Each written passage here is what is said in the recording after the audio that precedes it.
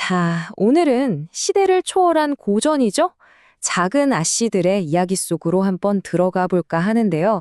이야기는 정말 딱 한 문장으로 시작됩니다. 이 첫 장을 저와 함께 살펴보시면서 내 자매의 따뜻하고도 가슴 찡한 여정, 그 시작을 함께 해보시죠.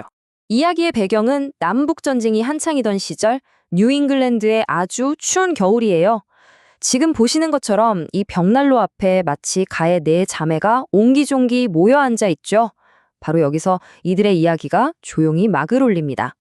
자, 그리고 이 상징적인 첫 대사, 선물이 없는 크리스마스는 크리스마스가 아니야.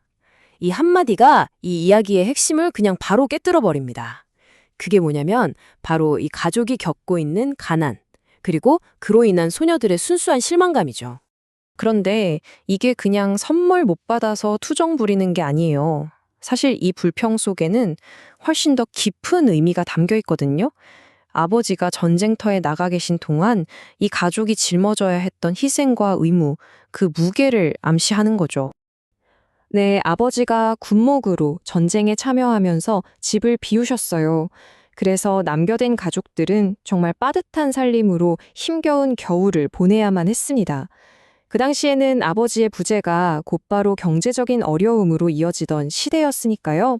자, 그럼 이 단돈 1달러로 뭘 살까 이걸 고민하는 모습에서 네 자매의 개성이 정말 확 드러납니다. 맏언니 매그는 예쁜 것들을, 그리고 우리 책벌레 조는 새로운 책을 원하고요. 음악을 사랑하는 베스는 악보를, 또 예술가인 막내 이미는 그림 도구를 꿈꾸죠. 정말 소박하지만 이 작은 소망들 하나하나가 바로 그녀들의 세계인 셈입니다. 그럼 이제 마치 가의 네 자매를 한 명씩 좀 더 자세히 만나볼까요? 각자 개성도 뚜렷하지만 저마다 마음속에 품고 있는 짐이라는 게 있거든요. 그게 뭔지도 한번 살펴보겠습니다. 먼저 첫째, 매그. 아름답고 또 전통적인 숙녀가 되기를 꿈꾸는 인물이죠. 반면에 둘째 조는 어때요? 키도 크고 약간 소년 같은 성격이라 숙녀가 되어야 한다는 것 자체를 아주 힘들어합니다. 이 둘의 성격이 정말 정반대잖아요. 그래서 앞으로 이야기에서 계속해서 아주 흥미로운 갈등을 만들어내게 됩니다. 그리고 여기 이 가족의 조용한 중심이라고 할 수 있는 셋째, 베스가 있습니다. 수줍음도 많고 음악을 정말 사랑하는데요. 이 베스의 짐은 바로 집안일 때문에 거칠어진 손, 그리고 좋은 피아노를 마음껏 쳐보지 못하는 그런 현실에 대한 작은 아쉬움? 뭐 그런 거라고 할 수 있겠네요. 온화한 베스와는 또 다른 매력을 가진 막내, 바로 에이미입니다. 우아함을 추구하는 꼬마 예술가인데 가끔은 그 모습이 좀 허영심처럼 비춰지기도 하죠. 자, 이렇게 네 자매, 정말 각양각색 매력이 넘치지 않나요? 그렇게 평범한 저녁을 보내던 중에 어머니 마미가 집에 돌아오면서 분위기가 확 바뀝니다. 왜냐하면 최전선에 계신 아버지한테서 온 보물 같은 편지를 가지고 오셨거든요. 멀리 전쟁터에 계신 아버지의 소식을 듣는 이 순간, 이건 이 가족에게 정말 가장 소중한 시간이죠.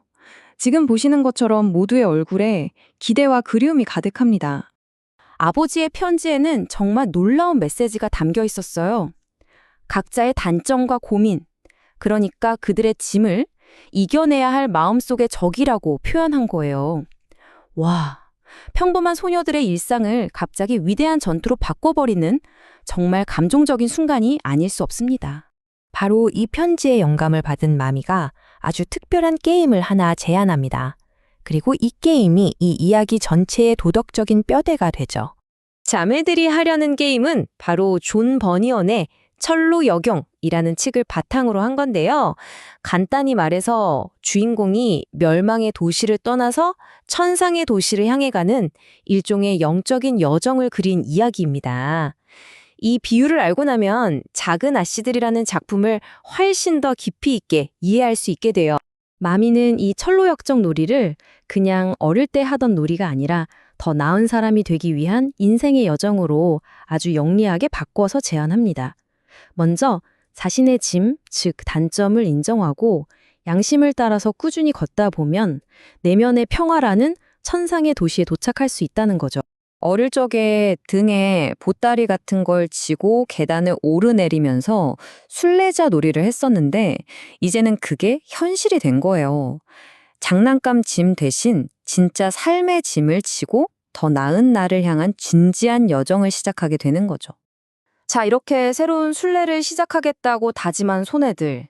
근데 그 다짐이 시험대에 오르기까지는 시간이 얼마 걸리지 않았습니다. 바로 다음 날 크리스마스 아침이었죠. 크리스마스 아침, 마미가 몹시 가난한 이웃을 돕고 돌아와서 딸들에게 이렇게 묻습니다. 얘들아, 너희 아침 식사를 그분들께 크리스마스 선물로 드리는 건 어떠니? 이게 정말 어려운 질문인 게 어머니를 기다리느라 애들이 평소보다 훨씬 더 배가 고픈 상태였거든요.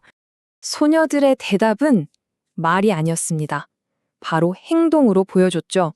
보시는 것처럼 그들은 한치의 망설임 없이 자신들의 소중한 아침 식사를 들고 더 어려운 이웃을 향해서 길을 나섭니다.